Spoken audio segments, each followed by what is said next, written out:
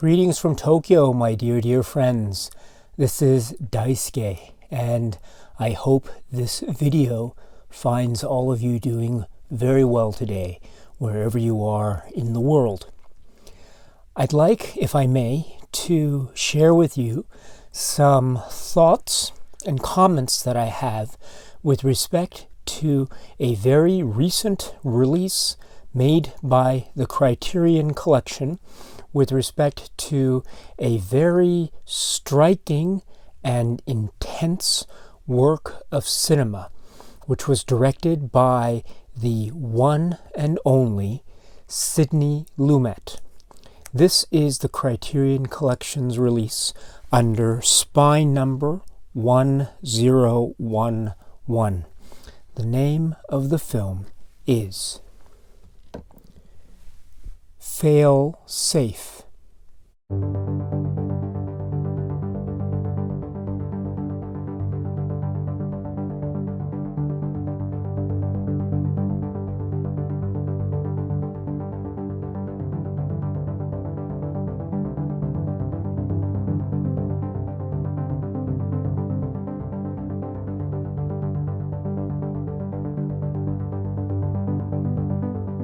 Released in 1964, based on the novel Failsafe by Eugene Burdick and Harvey Wheeler, with a screenplay by Walter Bernstein, directed by Sidney Lumet, and starring, among others, Dan O'Herlihy, Walter Matthau, and Henry Fonda.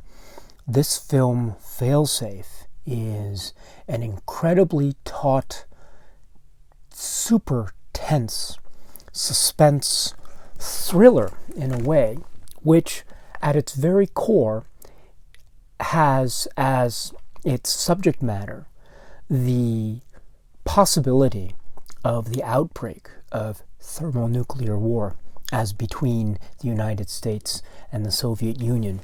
This film, of course, takes place from the point of view of the US side, and in particular it paints a multi-level portrait, if you will, of what is in essence the U.S. defense mechanism, the system by which the U.S. or the United States has set up a kind of defense system with respect to the rising Cold War tensions with the Soviet Union at this time. Remember, this is the early 1960s.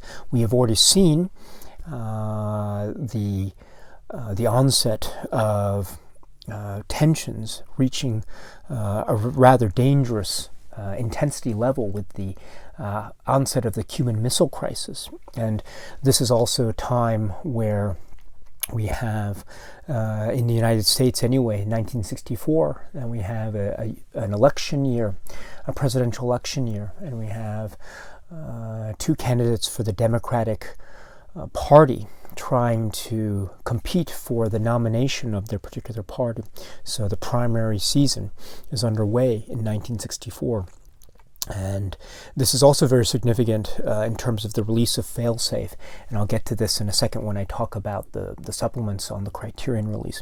But this is all to say that we have to remember that this is a very intense time in terms of the Cold War mentality, if you will, and the real immediate threat that people felt with respect to the potential outbreak of nuclear war, nuclear Armageddon, if you will, which would lead to the destruction of many places of the world, not to mention the deaths of millions of people. So this is on the very forefront of everyone's minds in the context of this film. And so this is the setup of the presentation of the various elements that this film presents in terms of the complex web of this defense system, from the executive to the defense or to the military component, to the sort of the brain trust military component on the one hand, the higher level officials and executives in government, plus the thinkers and the philosophers behind certain modes of military philosophy that the United States seems to be adopting here, or there are certain debates as to how best to handle certain particular issues, right? Because depending on how one answers these issues in real time, that can affect the outcome of a particular attack, if you will. So there are very interesting, complex levels of nuance with respect to this, not only the mechanism of higher level government, in particular the U.S. military and the executive branch, but also a discussion within about the philosophical approach to human life and strategy versus the need to preserve as many human lives as possible, including U.S. military soldiers and pilots in the Air Force and the like. What is one human life worth versus what is the long game in terms of this Cold War strategic struggle between the United States and the Soviet Union? And the answers that this film poses, I think, are quite chilling and potentially quite disturbing, but also they lead to a kind of cold logical conclusion, which is still very much a disturbing place to go indeed. But this is the world that we're living in the early 1960s, and this is the world in which Failsafe is operating. And so I think that's very important to keep in mind. I always have to keep this in mind when I'm watching this film. But this is, in essence, the historical background and also the way in which the film presents its particular tableau. And within that tableau, it gives us the character stories presented by each particular pockets of character, whether they be the particular defense system story or the pilots of the military aircraft that serve a very important function in the story, or maybe it's figures in the Pentagon, the president, and maybe other elements of the story as well. Other elements of the story where other characters exist as well. So they're all separate but also connected, and so it presents this very complex web of interconnectivity that comprises the entirety of this defense system, which is under threat due to certain circumstances that occur early on in the film. And we see how the human actors and the participants do their very best to try to figure out what the problem is and also solve it as quickly as possible before it's too late. So this is the essential thrust, if you will, of this film, Failsafe. I should say also that as an exploration of this kind of let's say, humans under pressure kind of story, I think it's really a remarkable piece of work in the sense that the film really gets at, among other things, I think it really gets at this idea of the importance of the human element vis-a-vis automation, and by extension, kind of automation which might be associated nowadays with this notion of artificial intelligence. But it's, in essence, the machine aspect of the defense system and how the system is reliant on a certain component of computer activity. So the human element is, in a sense, removed from certain aspects of this defense system.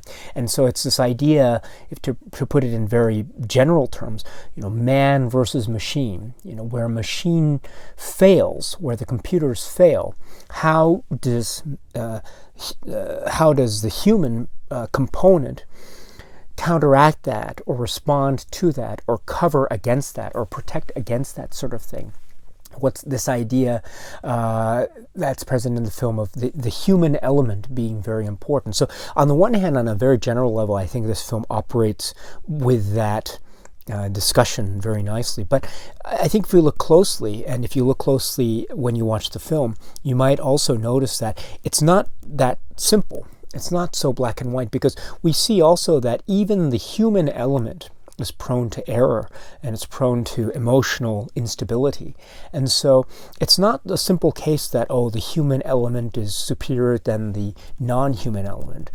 But it's also the case that where we have a very complicated and nuanced portrait of sort of a human element, humanity that is fallible and also very eager and very intent on trying to solve problems before it's too late. So I think it's, I wouldn't call it a positive negative portrait, but I think it's a very complex and true to life kind of portrait of humanism, and the human element in respect of this overarching exploration of a defense system that is undergoing a real crisis moment with respect to the narrative and this film as it unfolds. It's an incredible crisis moment that really is almost, it's so frightening that it could almost be true. I don't know. But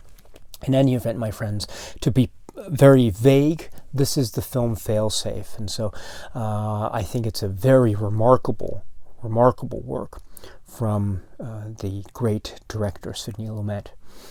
Now, when we get to the Criterion release here, I should just let you know very briefly that this is the Blu-ray, and this has what's described as being a new 4K digital restoration.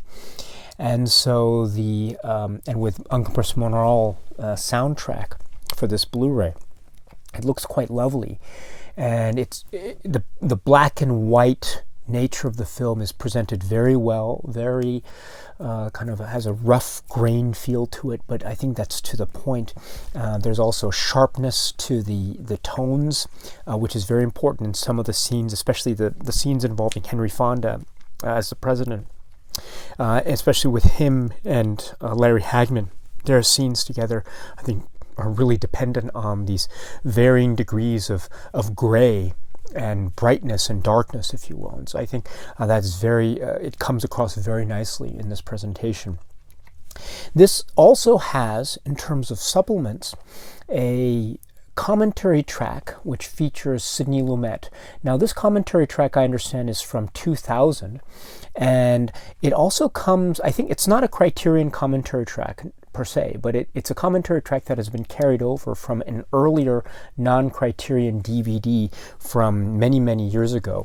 And so it's not a new commentary track, but it is better to have this commentary track, my friends, than not at all, because Sidney Lumet, when he's talking, he has so many great and interesting things to say.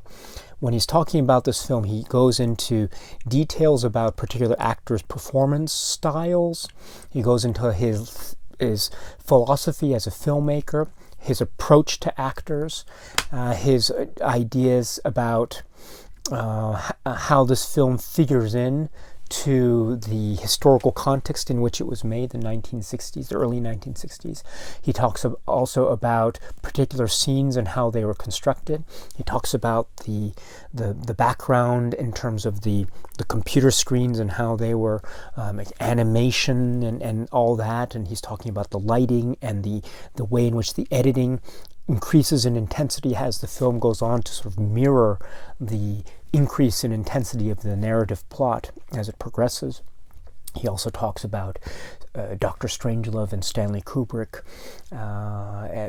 which is something that I will try to touch on later on in this video, etc., etc. So this is my way of saying that it's an invaluable commentary. It's one that is highly recommended. And while it, of course, would have been nice to see another commentary track produced by the Criterion Collection, it's better to have an older commentary track than no commentary track at all. And so it's great at least to have this. And so highly recommended if you haven't heard it. This also has carried over from earlier DVD releases a documentary which is called Failsafe Revisited. And this is a documentary that is also, I believe, it says from 2000. And so this includes, this is in essence a discussion about how the film was made and its background.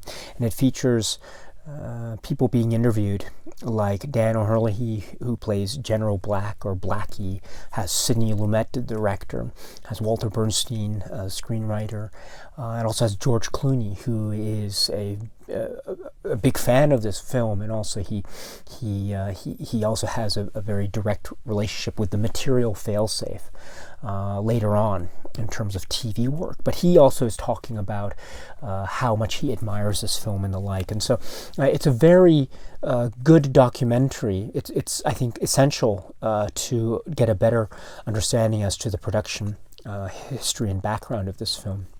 So highly recommended that you watch that if you haven't already. Once again, it's not a Criterion produced supplement, but it's something that was carried over from a much earlier DVD release of this film, but still very essential. So that's Failsafe Revisited documentary. And then we have a kind of one-on-one interview with film critic Jay Hoberman. And this is a new Criterion produced supplement. This is where Jay Hoberman is talking about Failsafe and the specific aspects of its production, its historical background, and the like. This is really quite essential viewing, in my opinion. I love it when Criterion does this. I always hope that Criterion does more of these with as many of its new releases as possible, because this particular interview with Jay Hoberman is remarkable in many respects. For example, what I really admire about what he seems to be trying to do here is, in his discussion, he really tries to set up the context in which Failsafe exists as a work of cinema that is part of a larger, broader, let's say, range or movement of films in the early 1960s that had to do with the Cold War. So he talks about this film not just vis-a-vis, for instance, Dr. Strangelove, but he's also talking about other films of this period like Manchurian Candidate and other films that are Cold War thrillers or espionage films or political thrillers and the like. And so he puts Failsafe in that discussion of these other films. So I think that's really a very powerful thing to do, because it reminds us that this film can be seen as being part of a larger cinematic fabric that is tied directly and inextricably to not only the early 1960s and the Cold War intensity that was brought upon by Bay of Pigs and then Cuban Missile Crisis and the like. Not only is this film part of its time, but also he makes the point that this film seems to be part of a tradition of films that might be seen as being part of or being reflective of the kind of filmmaking that was seemed to be very much trying to be patterned after the sort of legacy and political charisma, if you will, of the figure of John F. Kennedy, and how his presidency, as brief as it was, seemed to pave the way for this kind of emergence of popular culture, and how popular culture in the form of cinema anyway was trying to tackle with these very immediate themes of politics and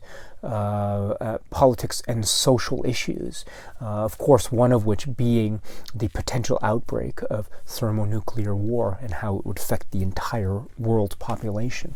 So I love how Jay Hoberman is trying to link this film as being part of a larger fabric that is in turn a sort of result of not only Cold War at early 1960s, but also the Kennedy presidency as well.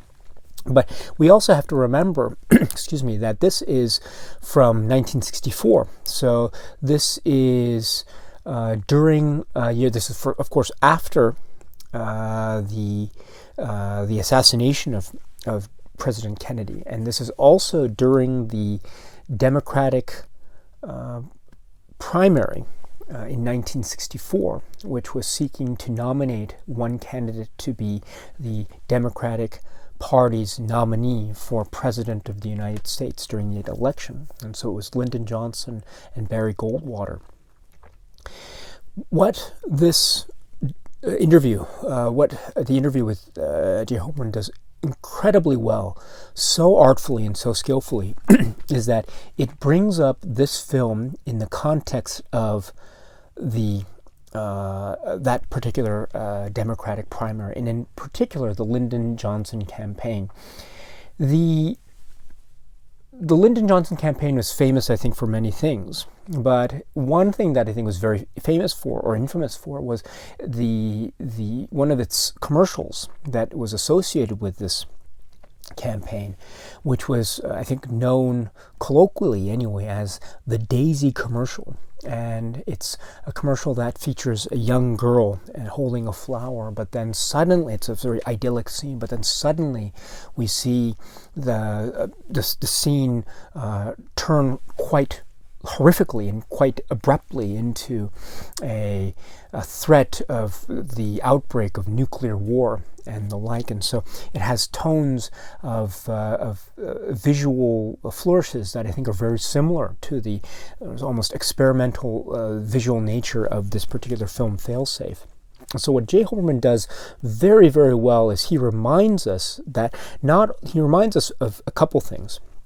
First, that this film is in many ways visually quite similar to that particular Daisy commercial, and it provides a nice platform into discussing the very interesting way in which images are used in a kind of non-conventional way. Zooms and freeze frames and odd dream sequences and the like and voiceovers and abrupt uses of intense sound on the soundtrack, etc., to create this quite uneasy soundscape and cinemascape that I think can be described almost, as I said, as being, well, experimental. While this kind of visual imagery and cinematic style is not dissimilar to the visual style of that particular Daisy commercial. And so J. Hoberman makes a kind of visual linkage with that, and I think it's very apropos. What he also does very skillfully is this. He talks about this in the context of what many might consider to be the elephant in the room, which is Dr. Strangelove, the Stanley Kubrick film. Now, I should take a step back here. Now, J. Hoberman and also not Stanley Kubrick, but also Sidney Lumet, both in the 2000 documentary and also the 2000 audio commentary that are both included on the Criterion disc. He, of course, talks about the background of Stanley Kubrick and Columbia and their efforts to try to bring a lawsuit with respect to Failsafe because of what they perceived or what it was alleged to be a kind of plagiarism or a copy of the source material for Dr. Strangelove, Red Alert and stuff. So what ended up happening, of course, is according to the interview and to the documentary, that particular lawsuit was settled out of court. But the result was that Failsafe was released in theaters after the release of Dr. Strangelove. So it was released later in the year, in 1964. Strangelove was released earlier in the year. And so, on the one hand, one might think that this film, Failsafe, having been released after Dr. Strangelove having been released. One might think that this film, therefore, might seem to be in the shadow, if you will, of Dr. Strangelove. And I think that's a kind of viewpoint that is not uncommon in critical circles and film fan circles and the like. But with that in mind, what J. Hoberman does really, really well, he brings up a point that I think was only alluded to in the documentary, but he brings up a point that I didn't really realize until he brought it up, which was the fact that this was released later in the year, in 1964, meant that, in fact, this therefore became closer in time, in temporal proximity, to the Democratic primary, and in particular to the moment in time that the Daisy commercial was first released. Now, according to J. Hoberman, and according to my very general research online, if I'm not mistaken, the Daisy commercial was first released in September of 1964. This film was released in theaters, I want to say September, October 1964. And so if that's the case, then, my goodness, we have a very close proximity between that particular moment of the Johnson campaign on the one hand and the Sidney Lumet film on the other. So not only do we have a visual connection between the historical moment and the artistic moment, but then we also have a temporal proximity between these two moments, the artistic and the historical, which I think is fascinating. This is one example why I think the Hoberman interview is stellar, absolutely stellar. There are other interesting things that he does in the interview that I think bring up a lot of questions, and really he talks in brief about the lawsuit itself brought on by for lack of a better phrase, the Red Alert Strangelove side, if you will. And Hoberman, I think, very interestingly, in one brief sentence, seems to almost diminish Kubrick's role in that particular lawsuit, whereas Sidney Lumet, in both in the audio commentary and also in the documentary from 2000, also he mentions that Kubrick was part of the lawsuit in terms of bringing the lawsuit. And so that, to me, becomes a kind of an issue. I'm curious as to why J. Hoberman seems to be slightly diminishing the role of Kubrick in bringing that particular lawsuit. But it's brought only quite obliquely, and it's never really mentioned directly. And there are no sources that we can rely on, citations or anything like that. But it's a very interesting approach to history, to film history. And so I just want to bring that to your attention. It's another example as to why I think the Hoberman interview is so fascinating in many, many respects, for many, many reasons. So well done, Criterion, for making this interview happen and including it on this particular Blu-ray, or this release. And then I should say that the inner booklet is not a booklet, but it's one of these fold-out posters styles. So we have Failsafe there, and then we have on the bottom of this side information about the transfer, cast and crew, special thanks section, and production credits. And I should say before I continue that the production credits list art director Sarah Habibi, Eric Skillman, and designer Adam Maida. So we can thank them for this particular design element, which is of course mimicked on the front cover of the Criterion release itself. It's a really amazing cover design. Failsafe, the font is really nicely put. Then we have this spiral motif, which is directly part of the plot, and I won't say anything more about that. But what was really interesting about it, which I admit I didn't quite notice until I actually saw this in my hand and watched or saw the cover, which is, if you look very closely, fail and safe, right? They have pictures in the background. And so they're the pictures of actual cities in the background. And I didn't notice until I actually saw it, but the cities are different. It's not the same city. The city that is for the background of the word fail is different from the city that is used for the background of the word safe. They're two separate cities. It's not the same city. The my understanding is that the city that is used for the photograph, for the background used for the word fail, is Moscow. The city of the photograph that is used for the background of the word safe is New York. Moscow and New York. And if I'm correct about that, then that is a direct link to the plot of Failsafe. And that is a very, very great way to design one's cover. A really great cover. But going back to this fold-out poster, so we have that on the front. And then on the back of this, we have the essay by the great Bilge Ebiri, which is called Very Little Left of the World, which is right here. So we have this essay here, and we have the words sort of in the shape of nuclear bombs.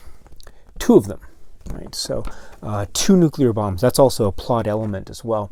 But as far as the contents of the essay are concerned, this is a really great essay because it talks about the film, and it brings up, I think, what might seem to be the obvious point, which is the comparison to Dr. Strangelove. But what Ebiri does very well is he compares and contrasts that, and he says that in fact, or he asserts in fact, that the Lumet film, unlike the Kubrick film, is, what does he say? He says that it has an appreciation for what he calls countervailing humanism. And therefore, for lack of a better word, it has a sort of warmth in terms of its display of human endeavor and how the human characters are really painted in a very direct and emotional way, which I think can be seen to be something that is different from how the human characters are depicted in Dr. Strangelove.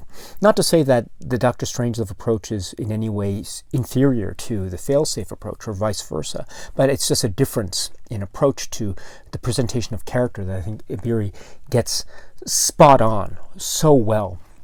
And that's an example of why this essay is a must-read, in my opinion. That brings me to... and then before I go, I should to the next point. I should say that as much as I love the essay and Criterion's presentation and all that, I must say that I really wish that Criterion would get back to the stapled booklets. I really like those.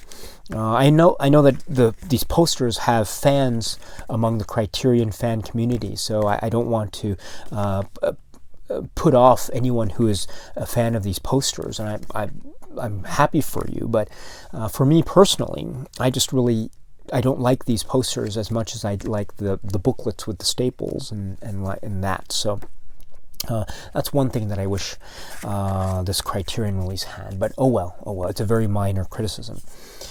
But this essay and also the supplements brings me to one final but quite critical point about this release and about this film in general, which is the comparison to Dr. Strangelove.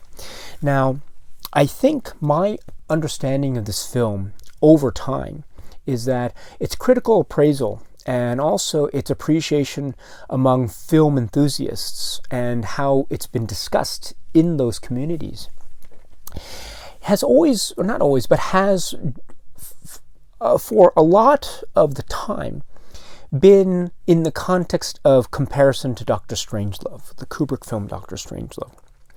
The negative appraisal might be, for example, that this is sort of a copy of Dr. Strangelove, but that Dr. Strangelove is quote-unquote the more successful version, because while this film is deadly serious, Dr. Strangelove goes for the ironic humor element, and therefore Dr. Strangelove has a more long-lasting appeal than a film like Failsafe, or something along those lines. That would be the negative view of that, generally put, of course, which is to say that as an example, that being an example of how this film Failsafe, or a discussion of Failsafe, seems almost always to involve, in one aspect or another, a discussion of Dr. Strangelove. Okay, so I'm actually of two minds of that. I have mixed feelings about that particular aspect. And that's why I think, generally speaking, this release by Criterion does a really good job, and I'll try to explain. On the one hand, I really think that such comparison between this film and Dr. Strangelove is very apt and very appropriate because of quite frankly, the similarity of the subject matter. They aren't the same story. In fact, there are many differences that are very significant in terms of character presentation, the way the military is presented, the actual issue or problem that gives rise to the crisis. It's very different in both films. There are similarities, of course, in terms of emotional outbursts, in terms of the depiction of communication between two superpowers, and the idea of diplomacy, or the breakdown of diplomacy, and how the human element must endeavor to overcome almost impossible odds to try to race against time to essentially stop the outbreak of war, and that sort of thing. So and the breakdown of communication, etc., etc., and also the intricacies of military procedure and all that. So, but there are also differences, and so there are similarities, there are differences. I think with that, it is, of course, very much part of that discussion, or potentially part of the discussion, to say, I like this film over that film. I like Dr. Strangelove, I don't like Failsafe, or vice versa, or something like that. Okay, all right, I completely get that approach to discussion of this film. I would say, however, in this context, though, or I would suggest maybe, that they aren't necessarily mutually exclusive. In other words, one does not necessarily have to, if one likes one film, one doesn't necessarily have to therefore dislike the other film. In other words, it is very possible and is very reasonable to appreciate both at the same time and appreciate their different approaches to very similar material. But that is, of course, dependent on one's views and one's tastes, and it's also very reasonable and appropriate to compare and contrast. I understand that. So, but that is to say that this film, Failsafe, I think, will almost always involve, in some form or another, a discussion of Dr. Strangelove. And with that in mind, my friends, I think this Criterion release does a good job in addressing those points. The Ebiri essay, at least in certain aspects, on the one hand. Jay Hoberman in the interview talks about it in certain aspects. The 2000 documentary, of course, does. Lumet in the audio commentary does, etc., etc. So it comes in different forms and from different perspectives, and I really appreciate that. Maybe this Criterion release could have had another supplement with another film critic or scholar or expert talking about the specific differences and similarities between the two works. That might have been an interesting, another supplement that could have happened, but oh well, c'est la vie. We don't have that particular supplement. But okay, so that on the one hand is one way to approach this film vis-a-vis Dr. Strangelove. Okay, so I appreciate that discussion. So on the one hand, I think that it's a very important aspect of discussing this film. On the other hand, my friends, I also appreciate the viewpoint that this film, Failsafe, is not or should not be seen as being, let's say, in a direct, almost maybe symbiotic relationship isn't right, but in some kind of cinematic relationship with Dr. Strangelove and only Dr. Strangelove. This film, another way to look at it is that Dr. Strangelove, Failsafe, and other films made up this fabric of cinema that emerged in the 1960s. And so, rather than focus only on Dr. Strangelove, we should therefore think of this film as being part of a broader whole that also includes Strangelove, but also includes other films as well. And therefore, my friends, we can somehow release the discussion of this film, Failsafe, from that Dr. Strangelove discussion and bring it to a different level entirely. So, therefore, I think this Criterion release does a really good job in that department as well, right? I said just earlier that it would have been nice to have a Criterion supplement comparing the two works, right? But I'm actually I have an alternative viewpoint on that as well, which is, on the one hand, I think that might have been an interesting supplement to have. On the other hand, it's good that, one way to look at it is that it's good that this Criterion release does not have that supplement, because it seems to me that, based on the Hoberman interview anyway, it seems to me that at least Hoberman's thesis, maybe thesis is too strong a word, but one of the ways he suggests viewing this film is in the context of all these other Cold War films from the early 1960s and the Kennedy presidency, etc. Strangelove is only one of those films, but there are many others. And so it's very interesting, therefore, that we don't have any supplement that is just talking about this film and Strangelove, but instead we have the Hoberman interview, which is talking about this and other films as well. So it almost, in this interesting way, releases this film, Failsafe, from the shadow, if you will, of Dr. Strangelove, or it seems to be trying to do so in a very maybe subtle way. And if that's the case, then I really appreciate that, because, as I say, on the one hand, I think it's very important to consider Strangelove, but on the other hand, I think it's also very important to try to think of this film through the lens of itself, right, rather than being reliant on the Strangelove material. Therefore, I really appreciate this. The supplements here. The Ebiri essay also, it starts off with a discussion of Strangelove, but it's only briefly, but then it goes straight into the heart of its essay, and it talks for the remainder of its essay about the film itself. So it's almost like Ebiri, in an interesting way, gets the Strangelove stuff out of the way, and then once he does, he goes into the heart of the matter, and he spends the majority of the essay talking about this film itself. And so Ebiri, in a very interesting way, also adopts this dual approach that I'm trying to suggest here, to Strangelove, or not to Strangelove, as it were. And I really think that this Criterion release is therefore, on a meta level, quite an interesting one, and it goes to this sort of, not dilemma, but it goes to this maybe issue, maybe quandary is too strong a word, but this kind of issue in terms of critical appraisal of this film and how to appraise it. And I think, on the one hand, it is very valuable to think of this film in the context of Dr. Strangelove. But, on the other hand, it is also very valuable to think of this film in its own right. So, therefore, I think the Criterion release, in a very subtle, meta way, is trying to get at that particular issue in terms of the subject matter and the focus of the particular supplements that it has included. So if that's the case, then I think this is a wonderful release of a very complicated, brilliant work of art that I think should be seen by as many people as possible.